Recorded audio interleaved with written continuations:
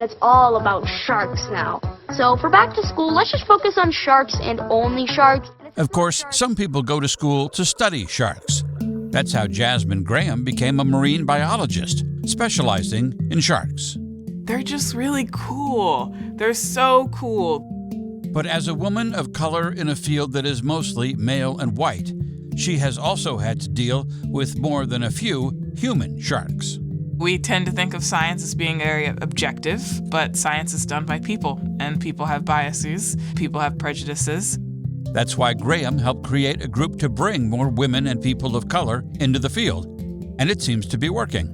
It gives me hope that this is changing and that there are a lot of people that recognize that this is a problem and they want to be informed about it and they want to start dealing with it. Jasmin Graham's new book, Sharks Don't Sink, focuses on more than just social justice issues.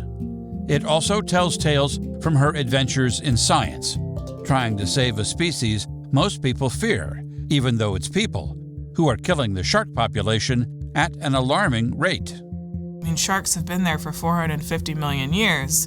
We have no idea what happens when you take sharks out of the ocean. The ocean has not known a world without sharks for 450 million years. Do you want to find out what happens whenever you take an animal like that out of the ocean? I sure don't. You think about a Jenga tower. What happens when you start pulling things out of the middle of the tower? It starts toppling.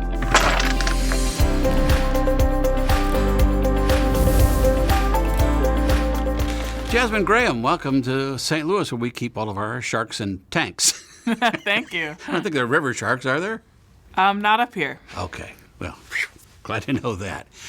The subhead of the book is Adventures of a Rogue Shark Scientist. What is a rogue scientist? Rogue shark scientist is really whatever you want it to be. That's the beautiful thing about going rogue. So stepping outside of academia and these sort of larger institutions and trekking out on your own, which gives you a lot of flexibility in what you research and what you do and how you conduct that research and who you work with. And that's really what it means to be rogue. So you're kind of your own boss. Yes, I am my own boss. It's great. It's definitely really freeing. I have a lot of work-life balance now because I'm not going to tell myself that I can't take a day off. So it's really great that I can work whenever I want. I can start working at 11 a.m. if I want to, and I can take a nap in the middle of the day. It's great. The attractions are obvious, but why did you decide to go that route? Were you just tired of academia? I know you hate microscopes. That's in the book. I do hate microscopes. Yes, I found academia to be really confining. It's a really intense environment, a lot of publish or perish mentality where everything is go, go, go.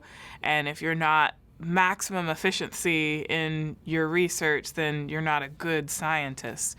And it also had a lot of issues with sort of the hierarchical nature of it, leading to some toxicity issues. Because if you have a situation where a few people have a lot of power and those people don't wield that power responsibly, it's really easy to get into sticky situations.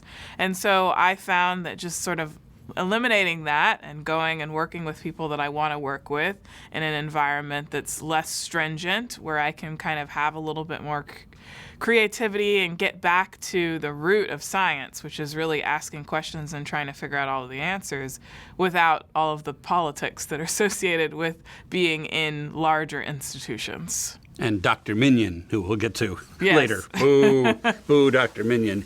The book is interesting because it's sort of part shark and part science, but then also a big component of is social justice and how those two things are kind of metaphorically tied together, which led you to start this group called MISS. Tell us what MISS is and how you came to start it.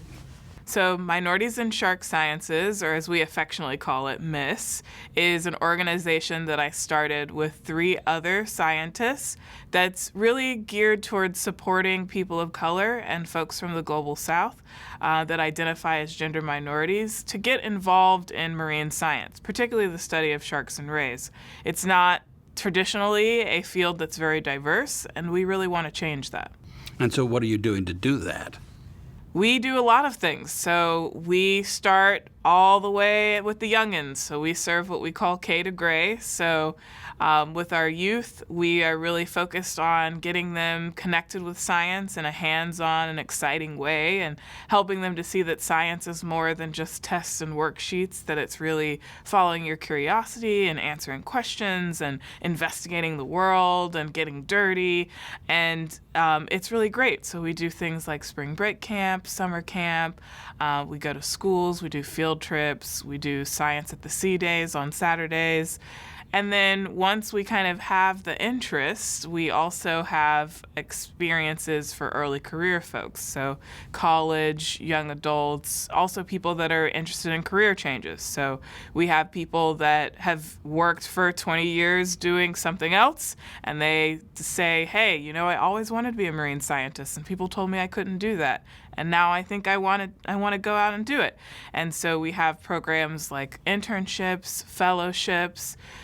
We have professional development workshops where we train people to do different skills, and they're really designed to be flexible. So we have 1-month experiences, 3-month experiences, year-long experiences, 3-day experiences, and we have hybrid programs where a lot of it is from wherever you are, and then you come for a week to get the hands-on skills. So we really try to make it as accessible as possible. So the idea was to bring more minorities, people of color, women into the field. Mm-hmm. One of the troubling things, I guess you could say, when in reading the book, is talking about the racism and misogyny that you have found in that field. I would have thought, naively, I guess, on my part, that, scientists are kind of evidence-based and, knowledgeable, educated people that just wouldn't be like that, but guess not. Yeah, people are people, no matter what degrees they have or what they do for a living.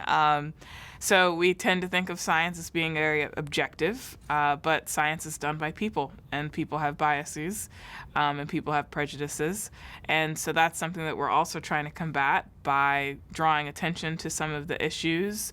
We do all sorts of workshops and trainings for leaders on how to deal with things, how to build things like code of conducts, how to hold people accountable for things, because it is a big problem. And I think that a lot of times it's swept under the rug because people do like to think of themselves as being objective and evidence-based. But that's not enlightened, yes. Scientists are not better than other people, contrary to what some may think. We are people just like anybody else, and we have the same faults as other human beings. And so you are trying to enlighten them. In addition to MISS, you do DEI training for some of the academic associations that you're involved with. How's that going? It's going really well. So a lot of different organizations have participated.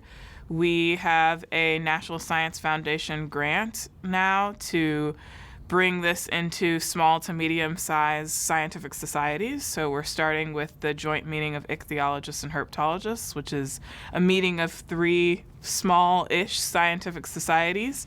And we had our pilot this past summer. It went really well. We had all of the board members that were there attend, which was really great to have all of the leaders willingly come.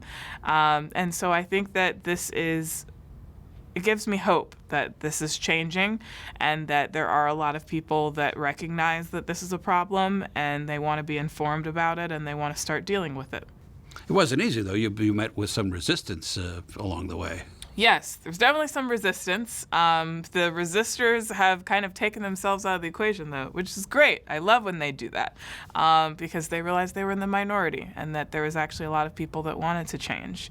And that's really my strategy, is you're not going to change everybody, but if you focus on the sort of inactive majority. So you have really active people that are really pushing for change. You have really active people that don't want anything to change. And then you have all these people in the middle that are kind of just sitting there. And if you can activate those people in the middle, then the tides turn. Well, as long as we're getting all the dirty laundry out, now let's talk about Dr. Minion. Dr. Minion, by the way, is not his real name. So if there's an actual Dr. Minion out there watching, don't sue us. It's a pseudonym. But what did he do? It was terrible. Yeah, so to kind of explain that, you have to understand how science works. So science is by nature very collaborative. And so we have networks and things where we're all working together. And one of those such networks is an acoustic telemetry network, where we're able to track animals over really long distances, leveraging receivers of other scientists. But there are guidelines as to how we operate in those networks that say, hey, just because you detected an animal on your receiver, that doesn't make it your data. The data belongs to whoever tagged the animal. And so there was a lot of drama around Dr. Minion when he decided that he was going to publish work from animals that were tagged by me and my advisor. And through a lot of resistance on our part, he still ended up being able to do it without any repercussions, which was very frustrating because you're like, why do we sign these things and have these agreements? They don't mean anything. He basically stole your data. Yeah, and so it's really hard whenever you think that you have protections in place and you realize these protections fall apart, and people from larger organizations and larger entities kind of come in and tell you, well, you have to do what he says anyways because we said so. And you're just kind of like, well, what about me? No one cares about me. And this was my master's thesis work. So it was not a trivial thing for me. It was actually like my degree. And so it was very frustrating, and that was explained to everyone that, my advisor said, hey, this is Jasmine's master's project. She needs this to graduate. This is her whole educational plan is to do this work and publish it and get her master's degree. But again, having that understanding that some people are just bad people. Some people do things and, that's fine. There are bad people in the world wherever you go. But there should be systems in place that protect people from having things like that happen to them. And in this case, all of those systems, in my opinion, failed. This is the difficult thing whenever it comes to biases, is that you're not in somebody's brain. So you don't know what's causing them to act like that. And that's one of the things that makes fighting racism and sexism really hard, because there is no control. Like in science, we have a control, so you can have really strong evidence that this is caused by this. There is no control for me. There is not someone with the exact same credentials going through the exact same thing that is a man and white for me to compare to. So it's really hard to know why people do or act the way that they do. But regardless of why it happened, it was not okay. And I think that happens a lot. No matter who you are in science, I think it happens a lot more to women and people of color. But I know other folks have experienced other things like that aren't from marginalized communities, where they have people that are more senior position use that to kind of railroad them into things. So it's very common, and it's not just something that happens to women or people of color, but it just happens to us more. So before you got into this rough and tumble world of shark science, you were a child growing up fishing with your grandma, your dad, down in South Carolina. How did you decide to go from that to actually going into shark science? That's a really funny story because, well, first of all, I didn't know that marine science was a thing that you could do. So I was just kind of fishing, loved it, loved the ocean, loved being out on the water. And then I went to a camp when I was in high school, and they told me you could get paid to study fish. And I said, well, why is this the first time I'm hearing about this? Where has this been all my life? And so I immediately come back from camp and decide, well, I'm going to go study marine biology because that sounds amazing. And while I was at College of Charleston studying marine biology, I was wandering around trying to find some research opportunities, and I literally ran into a man named Dr. Gavin Naylor. And when I say ran into, I mean literally movie style, papers flying. I call it a scientific meet cute. And I'm picking his papers up and I'm looking at them like, oh, this looks pretty cool. What do you do? And we stood there and we talked for about 10 or 15 minutes, and I was really interested in his work. And he said, well, I'll let you know if there's any opportunities to work in my lab. And then at the end of the semester, three or 4 months later, he emailed me and said, hey, there's an opportunity. Do you want to come work in the lab? And I said, yeah. And kind of the rest is history. I fell in love with sharks, and even though I tried a bunch of different things in undergrad, sharks are what stuck. Why? They're just really cool. They're so cool. They're incredibly old. So, I mean, mind-boggling facts here. So they've been on this planet for about 450 million years. That is longer than dinosaurs. They were here before trees. Sharks were even on planet Earth before Saturn had rings, which is really mind-boggling and hard to understand. And the fact that they've been here so long and they actually haven't changed that much relatively. I mean, dinosaurs came and went, and the closest relative we have is a chicken. So we went from a dinosaur to a chicken. And you look at a shark 450 million years ago, and you can still identify it as a shark. It still looks very shark-like.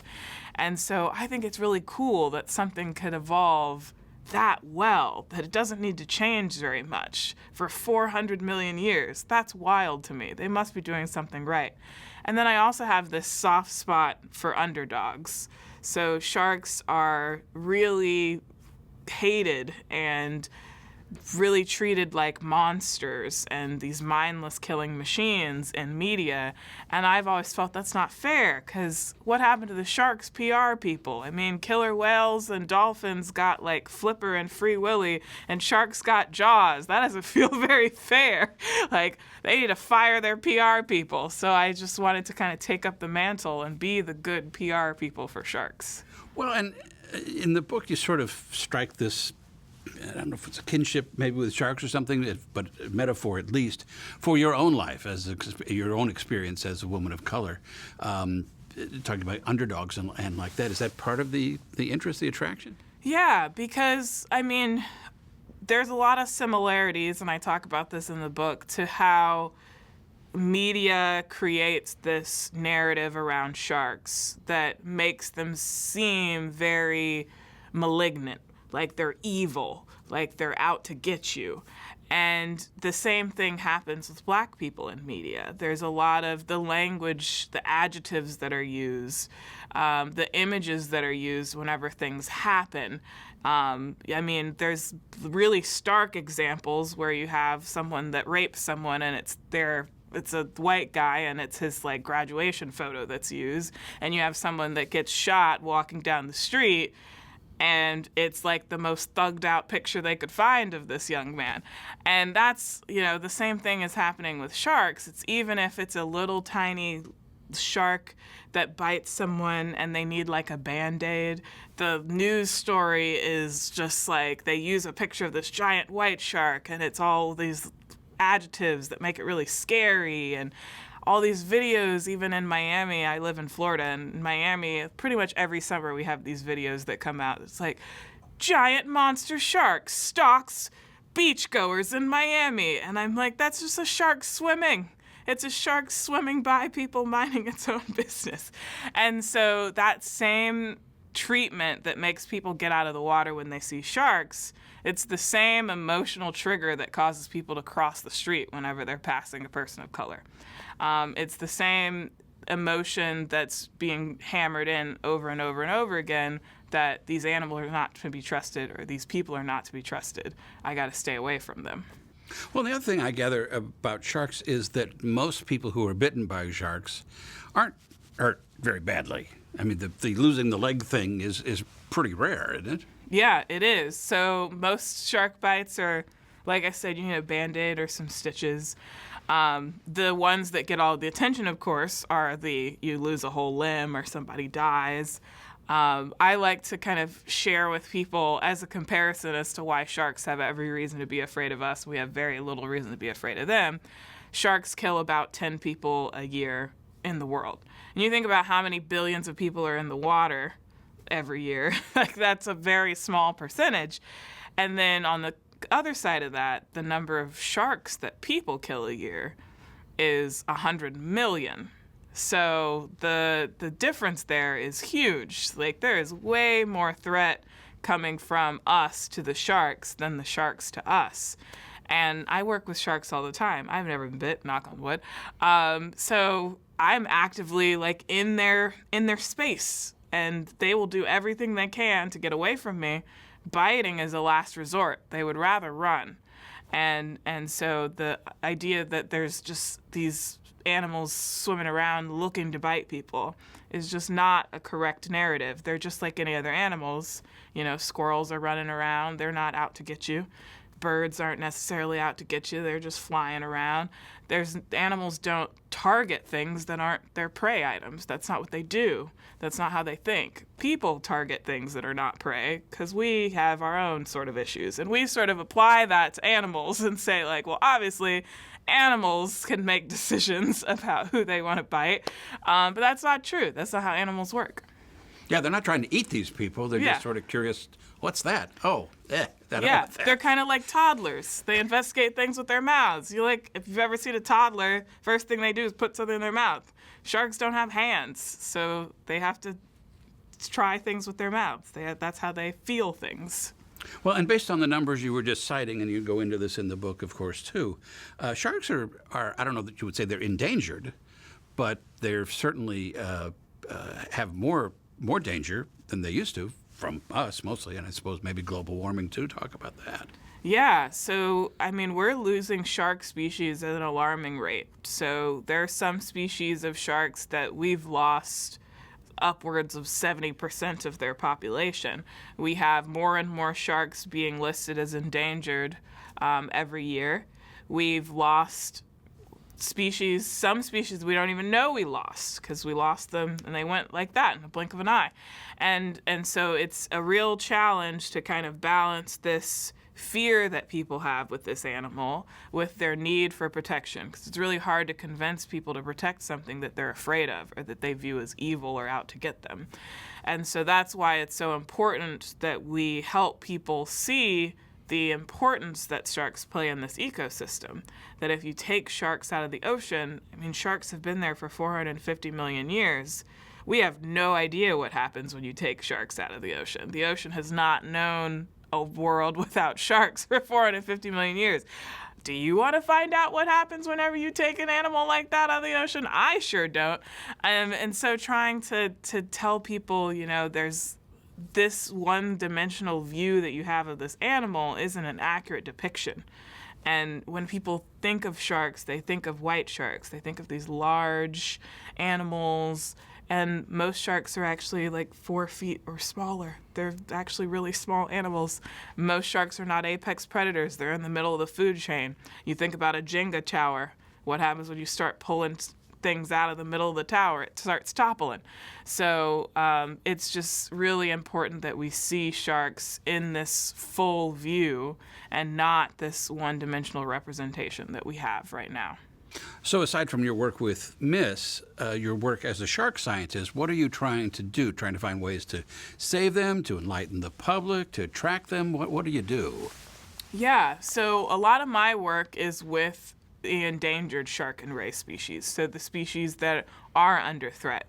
And I'm mostly interested in how people interact with the environment and how that affects sharks. So I'm interested in things like bycatch. So bycatch is when people aren't necessarily targeting sharks, but they accidentally catch them. Things like depredation, which is this conflict that is becoming increasingly a problem where fishermen are catching fish and the sharks are also trying to get those fish, and we have sharks taking fishermen's catch. And that can also lead to bycatch because then they get on the line and now we have a whole situation. Things like harmful algal blooms, things like changes in the ocean temperature. So in Florida where I'm at, we've had several ocean heat waves, and that's had an impact on sharks. Sharks are cold-blooded animals. They can't control their body temperature. What happens to an animal when you can't control their body temperature and suddenly their water gets to 101 degrees? That's a problem. So those are the sorts of things that I'm interested in, is how do these things impact sharks? Is there natural ways that they have adapted to cope with these things? And if there's not, what does that mean? What animals are able to cope with this? What animals are not?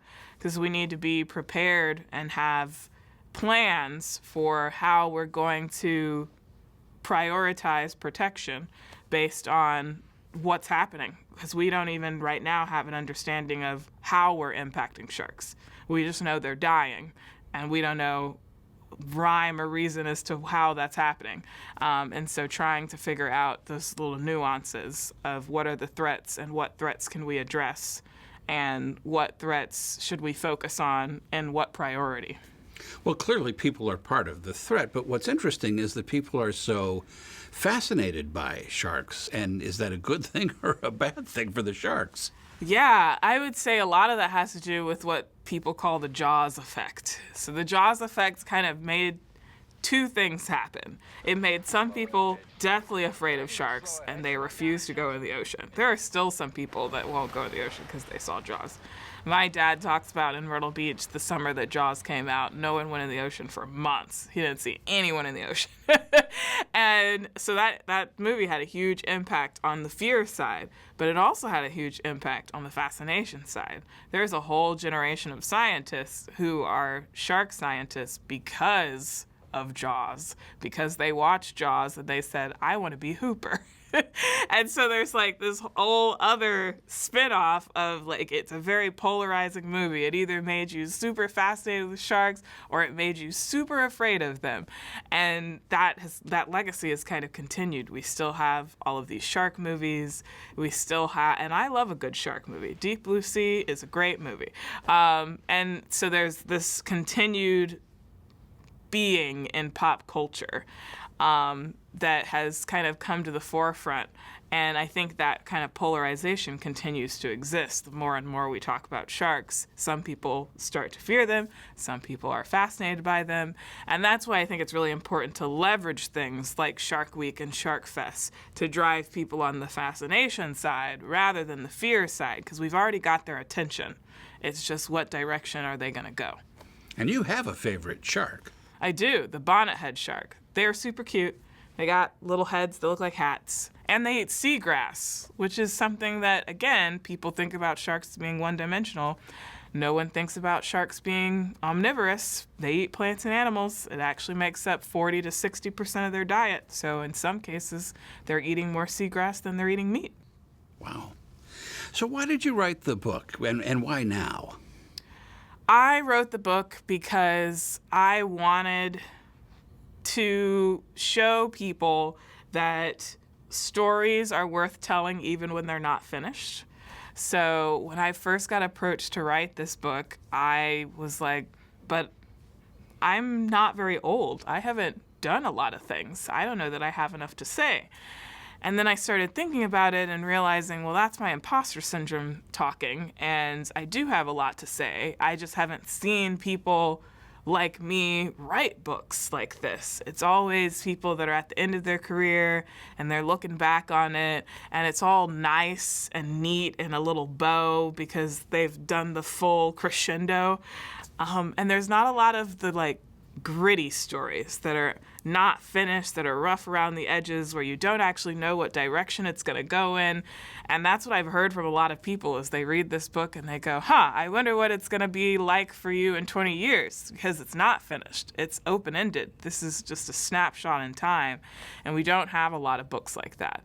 And so that's why I really wanted to write this, because even in science, a lot of times we only see the finished product. We don't see all of the failures. We don't see all of the whoopsies in the middle. We just see the finish line. And that really is not necessarily helpful when people look at their lives or they look at their science and they go, well, why isn't mine all nice and neat like this? Because theirs wasn't either. They're just at the end of it. And so I wanted to show this sort of unrefined, rough around the edges version of science and life. So this is part one. We should expect a sequel 20 or 30 years from now? Yeah, sure. Why not? Well, hopefully it will be as delightful a read as this is. Jasmine, thanks so much for being with us. Thank you.